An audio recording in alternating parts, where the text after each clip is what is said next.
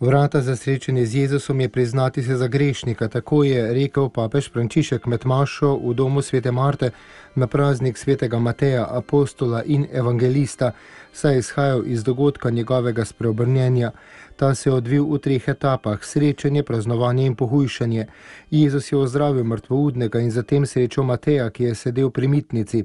Izraelsko ljudstvo mu je moralo plačevati davek, ki ga je potem dal Rimljanom. Zaradi tega je bil zaničevan in imeli so ga za izdajalca domovine.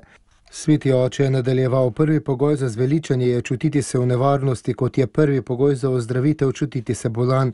Čutiti se grešnika je prvi pogoj za prejem tega pogleda usmiljenja. Pomislimo na Jezusov pogled, ki je tako lep, tako dober, tako usmiljen. Tudi mi, ko molimo, čutimo nad nami ta pogled. To je pogled ljubezni, pogled usmiljenja, pogled, ki rešuje. Ne bojte se ga, je zbranim poudaril papež Frančišek. Zadržal se je tudi pri pohujšanju. Veliko jih je, veliko in vedno, tudi v današnji cerkvi, ko pravijo: ne sme se, tako jasno je, vse je jasno, ne. Oni so grešniki, oddaljiti jih moramo od nas.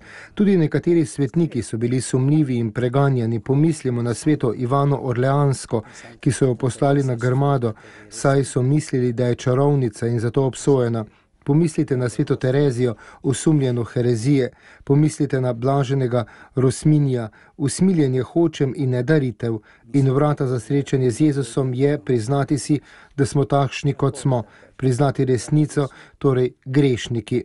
In on bo prišel in se bomo srečali. Zelo lepo je srečati Jezusa, je na praznik apostola Mateja v domu svete Marte med jutranjo svetomašo dejal papež Frančišek.